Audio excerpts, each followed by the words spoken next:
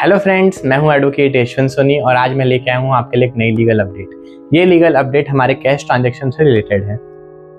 क्या आपने कभी रुपीस 2 लाख या उससे ज़्यादा कैश में पैसा दिया या लिया है? प्रॉपर्टी रजिस्ट्री, कोर्ट का केस या कोई बड़ा खरीद फरोख्त का मामला? तो अब आपको चौकन्ना रहने की ज़रूरत है, क्योंकि सुप्रीम कोर्ट ने एक इंपॉर्टेंट जजमेंट पास किया है। 16 अप्रैल 2025 यानी 16 अप्रैल 2025 को सुप्रीम कोर्ट ने अपने एक लैंडमार्क जजमेंट में कहा, अगर रुपए 2 लाख या उससे ज़्यादा का कैश का जिक्र किसी सिविल केस में हो तो कोर्ट को तुरंत इनकम टैक्स डिपार्टमेंट को इन्फॉर्म करना होगा।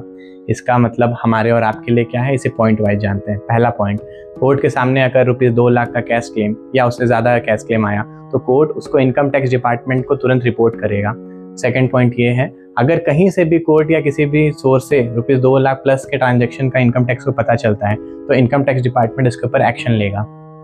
थर्ड पॉइंट, प्रॉपर्टी रजिस्ट्री में अगर इतना कैश मेंशन हो तो सब रजिस्ट्रार को भी इनकम टैक्स डिपार्टमेंट को बताना होगा।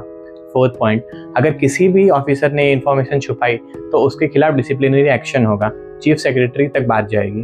तो कोई भी अपनी नौकरी खतरे में नहीं डालेगा और किसी भी जगह अगर 2 लाख या 2 लाख से ज़्यादा कैश ट्रांजैक्शन होता है तो वो तुरंत इनकम टैक्स डिपार्टमेंट के इन्फॉर्मेशन में आ जाएगा।